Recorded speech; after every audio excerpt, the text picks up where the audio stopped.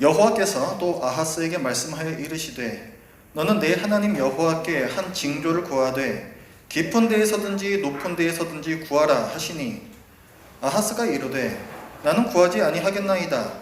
나는 여호와를 시험하지 아니하겠나이다 한지라. 이사야가 이르되 다윗의 집이여 원하건대 들을지어다. 너희가 사람을 괴롭히고서 그것을 작은 일로 여겨 또 나의 하나님을 괴롭히려 하느냐. 그러므로 주께서 친히 징조를 너희에게 주실 것이라. 보라, 처녀가 잉태하여 아들을 낳을 것이요 그의 이름을 임마누엘이라 하리라.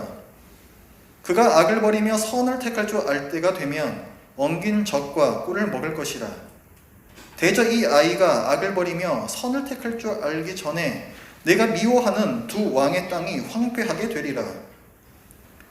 여호와께서 에브라임이 유다를 떠날 때부터 당하여 보지 못한 날을 너와 내 백성과 내 아버지 집에 임하게 하시리니 곧 아수르 왕이 오는 날이니라. 그 날에는 여호와께서 애굽 하수에서 먼 곳의 파리와 아수르 땅에 벌을 부르시리니 다 와서 거친 골짜기와 바위 틈과 가시나무 울타리와 모든 초장에 앉으리라. 그 날에는 주께서 하수 저쪽에서 세내어 온 삭도 곧 아수르 왕으로 내 백성의 머리털과 발털을 미실 것이요 수염도 깎으시리라. 그날에는 사람이 한 어린 암소와 두 양을 기르리니 그것들이 내는 젖이 많음으로 엉긴 젖을 먹을 것이라. 그 땅 가운데에 남아있는 자는 엉긴 젖과 꿀을 먹으리라. 그날에는 1000그루의 은 1000개의 가치가 있는 포도나무가 있던 곳마다 찔레와 가시가 날 것이라. 온 땅에 찔레와 가시가 있으므로 화살과 활을 가지고 그리로 갈 것이요 보습으로 갈던 모든 산에도 찔레와 가시 때문에 두려워서 그리로 가지 못할 것이요 그 땅은 소를 풀어 놓으며 양이 밟는 곳이 되리라. 아멘. 내가 구원 받았는가? 나는 참 신자인가? 저는요, 그리고 아마도 여기 계신 또 여러분들도 때때로 이런 질문을 스스로 하실 거라고 생각합니다. 사실 뭐 별로 편하지 않은 질문이고 또 그렇다, 아니다, 또 명확하게 얘기할 수도 없는 그런 질문이죠. 이 질문에서의 핵심은 하나님을 신뢰하는가에 있습니다. 내 마음 깊은 곳에서, 그러니까 나의 외면이 아닌 내 마음 깊은 곳에서 나를 믿고 사는가 아니면 하나님을 믿고 사는가, 그게 관건이라는 거죠. 성경에 많은 왕들이 나오는데 이 왕들은 두 가지로 나뉩니다. 자기를 믿고 사는 왕, 하나님을 믿고 사는 왕. 오늘 본문에 나오는 이 아하스 왕이라는 사람은요, 자기를 믿고 살았던 왕입니다. 이때는 남과 북이 갈라져 있던, 그러니까 북이스라엘과 남유다로 쪼개져 있던 시대입니다. 그 중에서 남유다의 아하스 왕 시대가 배경이에요. 그 당시에는 그 근동 지역에서 아수르가 가장 강한 나라로 부상하고 있었습니다. 이에 아람이라는 나라하고 북이스라엘하고 우리 아수르를 좀 막아보자 해가지고 서로 동맹을 맺어요. 그리고 이들이 자기네들 힘만으로는 좀 부족하니까 남유다한테도 우리랑 같이 편먹자, 동맹을 맺자, 이렇게 얘기를 합니다. 그런데 남유다의 아하스 왕이 그거를 거절해요. 자기는 아수르에 붙겠다는 거예요. 거기가 더 세 보이니까. 그러자 아람과 북이스라엘, 아까 동맹 맺자 했던 그 아람과 북이스라엘이 남유다를 공격하려 합니다. 너희는 이제 적이다, 이렇게 되는 거죠. 그래서 그 소식을 남유다의 아하스 왕과 백성이 듣고는 두려움에 떱니다. 그때에 하나님께서 이사야 선지자를 통해서 말씀을 주세요. 그게 7장의 3절부터 9절의 말씀인데, 두려워하지 말라. 그들은 연기나는 두 부지깽이 그루터기에 불과하다. 불타고 있는 나무 토막에 불과하다. 그들을 겁내지 마라. 그들이 너희를 치려고 하는데 그 계획은 결코 성공하지 못할 것이다. 이렇게 말씀을 해주세요. 그런데 아하스 왕이 돌아가는 상황을 보니까 전혀 그래 보이지가 않는 겁니다. 아하스 왕 입장에서는 선지자의 말을 믿을 수가 없었어요. 그래서 하나님께서는 이런 아하스에게 확신을 주시기 위해서 10절 말씀, 오늘 이제 본문인데요. 10절을 말씀에서 보면은 말씀을 하세요. 여호와께서 또 아하스에게 말씀하여 이르시되 너는 내 하나님 여호와께 한 징조를 구하라. 이렇게 말씀하세요. 여러분 기드온 아시죠? 기드온. 하나님께서 기드온에게 그 민족을 구해라 이렇게 명령을 주시니까 기드온이 못 믿잖아요. 그래서 하나님께서 어떤 놀라운 일을 보여주십니다. 우리가 뭐 양털 기도다 이렇게 흔히 얘기하는 건데, 뭐 땅에다가 양털 가지고 놔놓고 한 번은 이슬이 내렸는데 양털만 젖고 땅은 안 젖고, 그 다음에는 또 반대로 양털은 안 젖고 땅만 젖고, 뭐 이런 놀라운 일을 보여주시죠. 그것을 통해서 기드온에게 어떤 확신을 주시는 거죠. 그리고 그 히스기야 왕이라는 사람이 있습니다. 히스기야 왕 같은 경우에도 하나님께서 어떤 일을 미리 말씀해 주시는데 히스기야가 그걸 믿지를 못해요. 그랬더니 하나님께서 그럼 징조를 구해라 해서 히스기야가 전혀 자연적으로 일어날 수 없는 일, 해가 이렇게 지나가는데 거꾸로 돌아가는 그런 징조를 구합니다. 그래서 그게 실제로 이루어지고 그걸 통해서 히스기야 왕이 확신을 가진단 말이에요. 하나님께서 하실 일에 대해서. 그래서 지금도 마찬가지입니다. 하나님께서는 이 아하스 왕에게 저 이 북이스라엘하고 아람이 결코 너를 이기지 못해 이 말씀을 믿게끔 하시기 위해서 하나의 징조를 구해라 이렇게 말씀을 해주시는 거예요. 굉장한 은혜가 아니겠습니까? 저렇게 못 믿으니 내가 뭘 좀 보여줘야겠다 이렇게 말씀하시는 거예요. 그런데 이 아하스 왕이요 그거를 거부해요. 오늘 12절 말씀을 보면은 아하스가 뭐라고 말하냐면 나는 구하지 아니하겠나이다. 나는 여호와를 시험하지 아니하겠나이다. 이렇게 대답합니다. 하나님을 시험하지 않는다. 좋은 거죠. 잘 하는 겁니다. 그러니까 우리가 이 대답만 보면은 아하스 왕이 굉장히 경건하구나. 하나님을 굉장히 신뢰하는구나. 이렇게 볼 수가 있지만 사실은 이거는 외식이에요. 아하스 왕은 평소에 하나님을 섬기지 않았습니다. 아하스는 우상을 섬기는 악한 왕이었어요. 뭐 열왕기하 16장에 보면 아하스가 어떻게 살았는지가 나와 있습니다. 그는 우상을 섬기는데 우상도 아주 지독하게 섬겼습니다. 심지어는 자기 자식을 우상에게 불에 태워서 바치는 그런 이교도들이 당시에 행하던 아주 악한 짓을 행하기까지 했어요. 다른 나라에서 그 신전의 상을 본따와 설계도를 가져와가지고 그거를 여호와의 성전이 있는 곳에다가 또 짓기도 하고 이런 짓을 했던 게 바로 아하스 왕입니다. 그런 아하스가 왜 그러면은 나는 징조를 구하지 않겠습니다 라고 대답을 했는가? 이미 믿는 구석이 있는 거예요. 아하스에게는. 아하스는 아수르하고 편을 먹어야 되겠다 이렇게 이미 작정을 하고 있었습니다. 아수르하고 편을 먹어서 우리나라를 쳐들어오고 있는 아람하고 북이스라엘 동맹군을 내가 막아낼 거다 이런 계략이 이미 서 있었습니다. 그렇기 때문에 하나님이 필요 없는 거죠.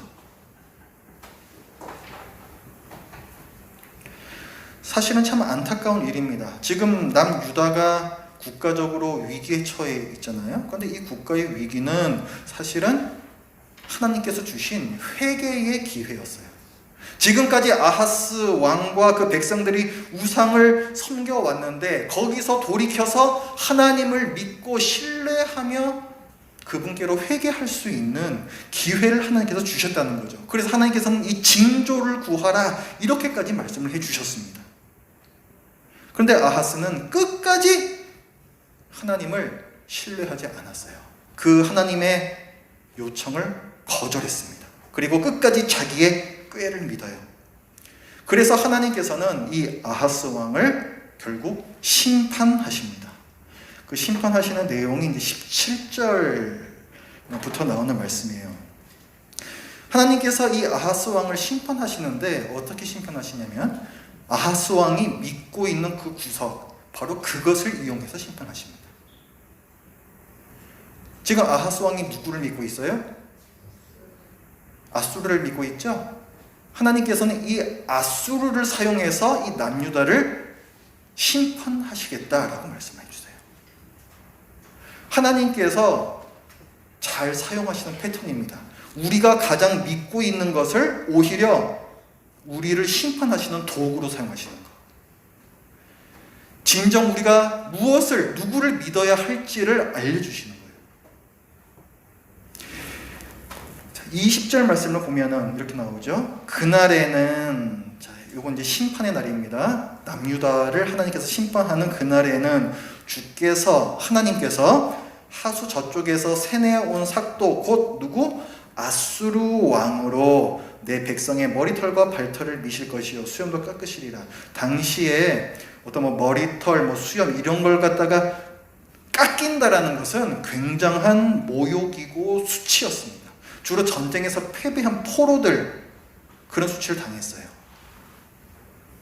그러니까 이 말씀은 남유다에 대한 심판을 말씀하시는데 삭도, 칼이죠. 이 칼이 누구라고요? 아수르 왕이라는 거예요. 근데 그 아수르 왕을 누가 보낸다? 주께서라고 시작하죠. 하나님께서 아수르 왕을 도구로 사용하셔서 심판하신다. 진짜 왕은 누구라는 거예요? 하나님이시라는 거예요. 아수르가 가장 세 보이지만 걔네들도 도구에 불과해. 진짜 왕은 하나님이시다. 그리고 이 심판은요, 지금 남과 북이 갈라진 지 꽤 오래되었습니다. 지금 거의 한 300-400년 정도 지금 흐른 상황이에요. 그런데 이 남과 북이 갈라진 이래로 지금까지 없었던 끔찍한 날이 될 것이라고 하나님께서는 경고를 해주세요. 22절 보시면요, 그 중간부터 제가 읽겠습니다. 그 땅 가운데에 남아있는 자는 엉긴 젖과 꿀을 먹으리라, 이렇게 말씀해요. 그러니까 이 심판의 날에, 남유다를 심판하시는 날에 그 땅에 남아있는 유다 백성들은 엉긴 젖과 꿀을 먹을 것이다, 이렇게 말씀해요. 이게 좋은 말씀인 것 같습니까? 안 좋은 말씀인 것 같습니까? 좋은 것 같죠? 예, 좋은 것 같아요. 근데 우리 잘 읽어보면은 그게 좋지가 않습니다. 지금 하나님께서는 이 백성들이 엉긴 젖과 꿀을 먹을 거라고 말씀하시는데 왜 엉긴 젖인가? 그걸 또 말씀을 해주세요. 22절 말씀을 보면은 그것들이, 자 21절부터 보겠습니다. 그날에는, 심판의 날에는 사람이 한 어린 암소와 두 양을 기르리니 그것들이 내는 젖이 많음으로 엉긴 젖을 먹을 것이라. 아직은 어떻습니까? 좋은 말씀 같습니까? 나쁜 말씀 같습니까? 여전히 좋은 말씀 같죠? 아니 뭐 젖이 많이 나와서 다 소비를 못하니까 지금 버터도 만들고 치즈도 만드는 거 아니에요. 풍요에 대한 말씀 아니겠습니까? 그런데 그게 이제 아니에요. 21절 우리가 방금 읽은 말씀을 보면은 그날에는 사람이 한 어린 암소 한 마리하고 양 두 마리를 기릅니다. 보통 목축을 할 때에는 많이 길러요. 뭐 어린 송아지 한 마리하고 뭐 양 두 마리, 이 정도는 굉장히 이 가축들이 적은 거예요. 그런데도 얘네들이 내는 젖이 너무 많다는 거예요. 왜 그렇겠습니까? 맞아요. 먹을 사람이 없어요. 이 얼마 되지도 않는 가축이 내는 이 젖을 다 먹을 수도 없다는 거예요. 먹을 사람이 없어가지고. 그리고 이 가축들이 뭐 새끼를 많이 낳았으면은 지 새끼들 먹이느라고 또 사람이 먹을 젖은 별로 없을 수도 있잖아요. 근데 이 말씀은 뭐예요? 새끼들도 없다는 거예요. 그러니까 지금 뭐 가축들도 거의 남지 않고 사람들도 거의 남지 않은 그런 상황. 그러니까 젖이 남아 돌아서 그걸로 뭘 하지 하다가 이제 치즈라도 만들어 놓자, 이렇게 되는 겁니다. 그러니까 지금 이 말씀은 하나님께 심판을 받은 아주 비참한 그런 모습이에요. 원래 젖과 꿀이 흐르는 땅이라고 하면 어디를 가리킵니까? 가나안 땅이죠. 가나안 땅은 긍정적인 이미지예요, 부정적인 이미지예요? 긍정적이죠. 젖과 꿀이 흐르는 땅으로 너희를 인도하리라. 그것은 복된 땅이에요. 하나님께서 복을 주시는 땅입니다. 풍요의 땅이고 약속의 땅이라는 거죠. 그런데 그 땅이 엉긴 젖과 꿀을 내는 저주받은 땅으로 바뀐다는 거예요. 일종의 언어 유희입니다. 젖과 꿀이 흐르는 땅이 엉긴 젖과 꿀이 나는 땅으로, 축복의 땅에서 저주의 땅으로 바뀌어버린다. 아주 황폐해져 버린다. 왜 그래요? 왜 이런 변화가 일어납니까? 남유다가 하나님께 불순종했기 때문에. 그러니까 이 말씀은, 이 언어 유희는 남유다의 죄가 얼마나 지독한 것이었는지 그것을 드러내주고 있는 거예요.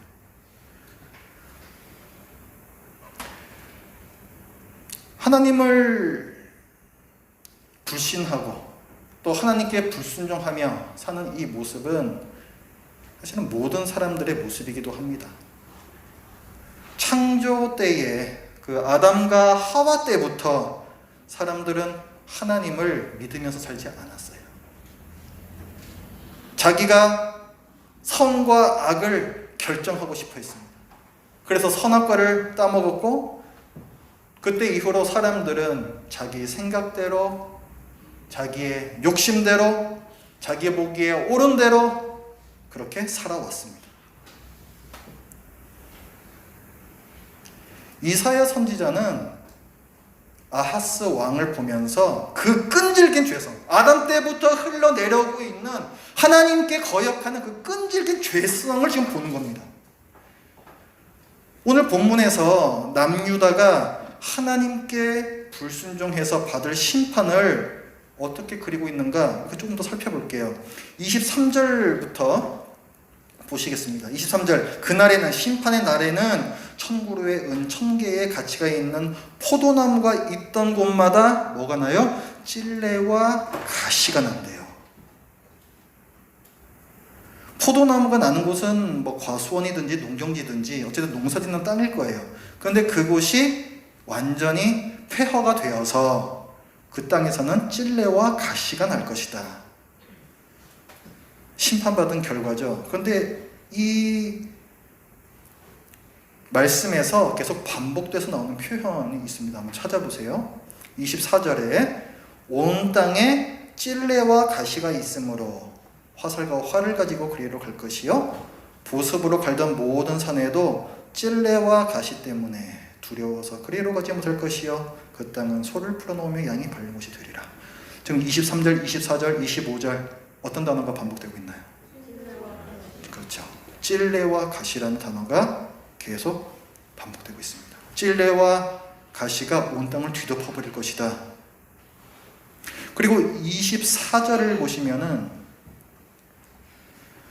온 땅에 찔레와 가시가 있으므로 그 땅에 들어가려면은 뭔가를 갖고 들어가야 된대요. 뭐를? 화살과 활. 이거 왜 갖고 들어갈까요? 왜 갖고 들어가요, 이거? 찔레와 가시가 무서워서? 찔레한테 찔릴까봐 화살 갖고 갑니까? 아니죠.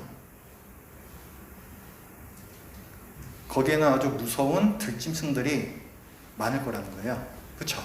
그러니까 자기를 보호하기 위해서 화살과 활을 갖고 들어가야 됩니다. 농경지가 이런 땅으로 바뀌어버린대요. 찔레와 가시가 가득 덮이고 인간을 해치려는 짐승들로 가득한 땅이 된다. 이것은 굉장히 의도적인 표현입니다. 이 대목은 아담이 불순종해서 받게 된 저주를 생각나게 하려는 거예요. 아담과 하와가 선악과를 따먹는 죄를 저지릅니다. 그래서 하나님으로부터 저주를 받죠. 그 저주의 내용 중에 땅이 저주를 받습니다. 땅이 저주를 받아서 어떻게 됩니까? 가시덤불과 엉겅퀴를 내죠. 전에는, 타락하기 전에는 이 땅이라는 것이 인간에게 협력하는 그런 대상이었어요. 그런데 타락한 후에는, 땅이 저주받은 후에는 땅이 인간을 적대시합니다.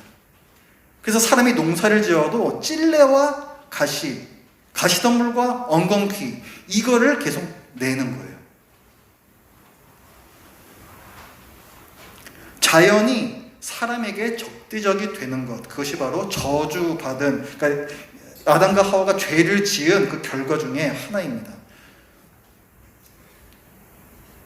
근데 오늘 본문에 보면 뭐가 나와요? 온 땅이 가시덤불과 찔레로 덮인다는 표현이 나오고, 들짐승이 사람을 대적하려 해치려 그러죠. 그러니까 이것은 아담이 에덴 동산에서 불순종했기 때문에 받았던 그 저주하고, 지금 이 아하스 왕이 끝까지 하나님을 대적하기 때문에, 불순종하기 때문에 이 땅에 내려질 저주하고, 이거를 묶어서 보여주는 거예요. 이걸 묶어서 보여주는 이유는 뭐겠어요? 인간의 죄성이 그렇게 오래된 것이고 그렇게 지독한 것이다. 이걸 알려주려는 겁니다. 이스라엘은, 이 남유다는 나중에 어떻게 돼요? 가나안 땅에서 계속 삽니까? 아니죠. 멸망당해서 남유다는 포로로 끌려가요. 바벨론 땅으로. 가나안 땅에서 쫓겨나요. 하나님의 땅에서. 아담과 하와도 쫓겨났었죠. 불순종하다가 하나님의 땅 에덴 동산에서 쫓겨나죠. 똑같은 거예요. 하나님 나라는 하나님께서 통치하시는 나라입니다. 그래서 하나님께 불순종하는 사람은 하나님 나라에 살 수가 없습니다. 그래서 불순종하는 자는 하나님 나라에 들어가지도 못하고 쫓겨납니다.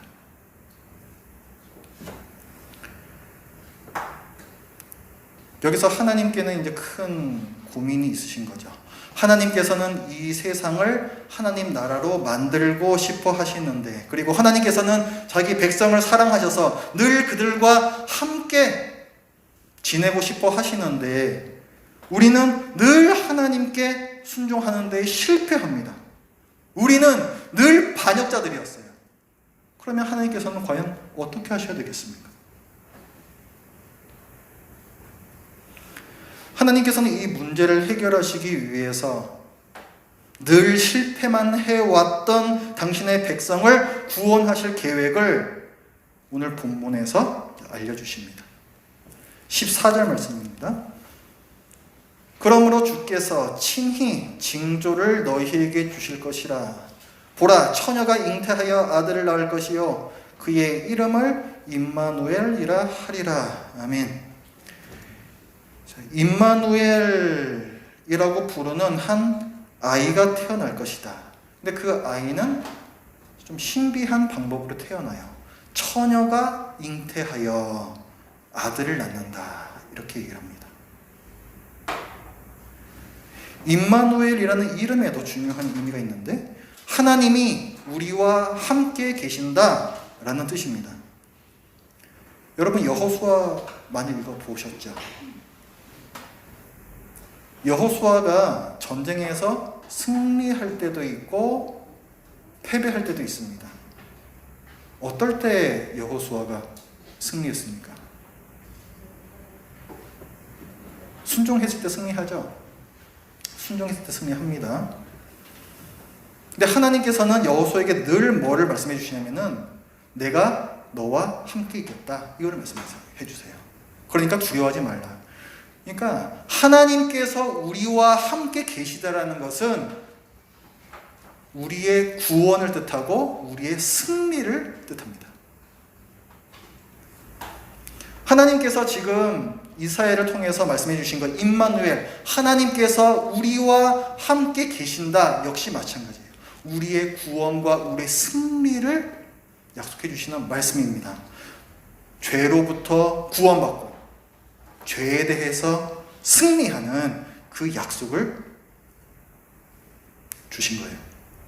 이 임마누엘이라는 이름은 한동안 잊혀졌다가 약 600년이 지나서 다시 나옵니다. 마리아라는 여인이 있었는데 성령님께서 처녀 마리아의 이 태를 사용하셔서 그리스도를 보내주십니다. 당시에 마리아는 약혼자가 있었어요. 요셉이라고 하는 약혼자. 근데 이 요셉이 보니까 아직 결혼도 하지 않았는데 임신을 했습니다. 자기하고 결혼할 사람이. 그래서 부정을 저질렀구나 생각해서 가만히 이제 그 약혼을 파기하려고 했었어요. 그때에 천사가, 즉 하나님께서 이 요셉에게 어떤 말씀을 주십니다. 이 상황에 대해서 설명을 해주세요. 그게 마태복음 1장 23절에 나오는 말씀인데, 이 일은 마리아가 이 아기를 가진 것은 임마누엘 약속의 성취다, 이렇게 설명해 주십니다. 오늘 지금 이 7장 14절에서 하나님께서 친히 주신 징조, 보라 처녀가 잉태하여 아들을 낳을 것이요 그의 이름은 임마누엘이라 하리라. 이 약속의 성취가 바로 마리아의 태를 통해서 오시는 그리스도라는 거예요. 이 그리스도는 바로 예수님이시죠. 예수님께서 우리를 위해서 우리의 죄를 대신 그 죄값을 치러주시고 십자가에서 죽으셨습니다. 그리고 완전히 우리의 죄값을 치러주신 그 증거로서 다시 살아나셨어요. 우리를 거룩한 하나님의 백성으로 만들어주신 거예요. 그러니까 예수님은 아담 때부터 늘 실패했던 하나님의 백성을 구원하시는 하나님의 계획입니다.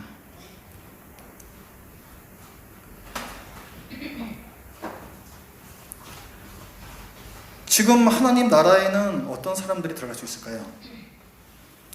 여러분 다 천국 가실 거잖아요. 그죠? 그 천국, 하나님 나라거든요. 그 천국에는 어떤 사람들이 들어갈 수 있을까요? 예수님 믿는 사람. 맞습니다. 그럼 어떤 사람들이 못 들어갈까요? 예수님을 안 믿는 사람이 못 들어가나요? 맞기도 하고 틀리기도 합니다. 죄인이 못 들어가요. 죄인이.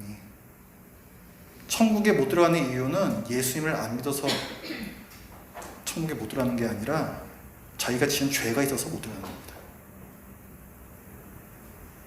그거 헷갈리시면 안 돼요. 예수님 안 믿어서 우리가 천국 못 가는 거다 이렇게 하면은 하나님 되게 쪼잔한 분 되십니다. 하나님 나라는 못 들어가는 사람들이 있어요. 하나님을 끝까지 거역하는 죄인들이 못 들어갑니다. 그냥 들으세요. 요한계시록 21장 27절 말씀 보면은 이렇게 얘기를 합니다.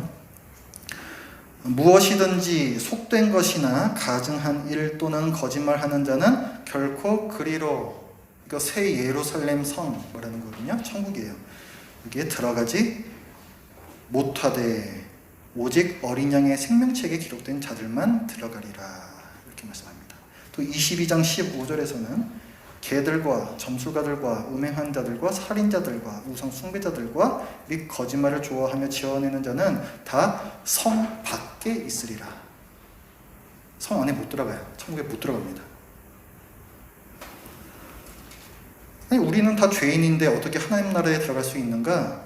그 계시록 22장 14절에서는 이렇게 말씀해요. 자기 두루마리를 빠는 자들은 복이 있으니 이는 그들이 생명나무에 나아가며 문들을 통하여 성에 들어갈 권세를 받으려 함이로다. 자기 두루마리를 빠는 사람들은 이 성에 들어갈 권세가 없습니다. 근데 자기 두루마리를 빤다는 것은 무슨 말인가? 이 계시록의 7장 14절에 말씀을 보면은 어린 양의 피에 그 옷을 씻어서 희게 한다, 이렇게 밝히고 있어요. 우리는 모두 죄인이지만 예수 그리스도의 그 대속의 피, 그 대속의 피를 우리는 뒤집어 쓰고 우리의 모든 악한 그런 죄들 다 씻어내고, 그리고 우리는 그 성, 천국에 들어갈 수 있는 권세를 얻는다라고 말씀합니다. 하나님의 아들 예수 그리스도께서 하신 일을 믿는 자는 하나님 나라에 들어가요. 나는 구원받았는가? 굉장히 불편한 질문이고 또 확실히 대답할 수 없는 질문입니다. 그러나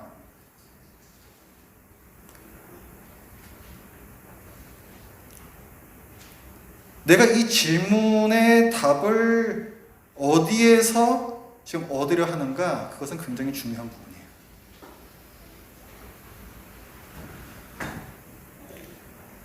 임마누엘, 하나님이 우리와 함께 계신다.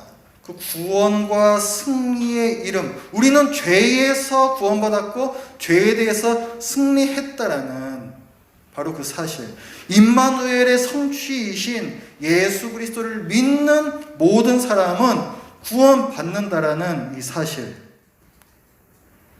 여기에서 내가 구원받았는가의 근거를 찾는 자들은 하나님 나라에 들어갈 수 있습니다. 그리고 그 질문을 한다는 것 자체가 이미 청신호일 가능성이 많아요. 나는 구원을 받을 수 있는가? 이 질문에는 전제가 있습니다. 나는 죄인인 것을 인정합니다 라는 전제와, 그리고 제게는 구원이 필요합니다, 그리고 제 힘으로는 어떻게 할 수가 없습니다, 이런 전제가 거의 다 들어가 있어요. 그렇기 때문에 이 질문을 한다는 것은 중생한 자, 그러니까 영적으로 다시 태어난 자가 아니고서는 사실은 이런 질문을 할 수가 없습니다.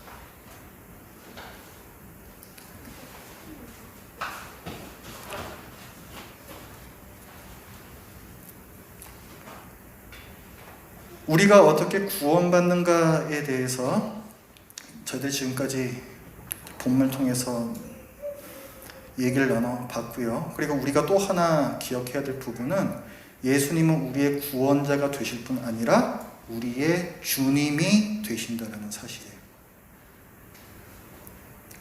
우리의 삶 가운데에서 과연 예수님께서 주님이신가? 라는 부분을 여러분들은 늘 짚어봐야 됩니다.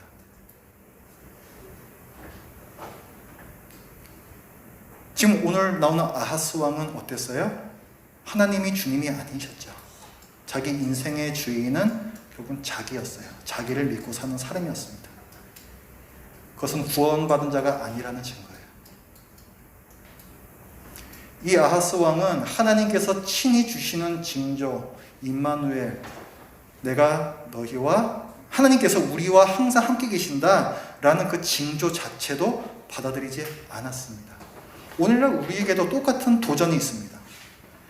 예수 그리스도께서 승천하시기 전에 말씀하셨죠.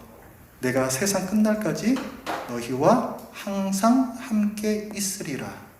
누구한테 그 말씀하신 거예요? 예수님의 제자들, 그리스도인들에게 그 말씀을 하셨습니다. 무슨 맥락 중에서? 이들이 전도하고 하나님의 나라를 넓혀 가야 하는 그 사명을 받는 그 와중에 그 말씀을 주신 거예요.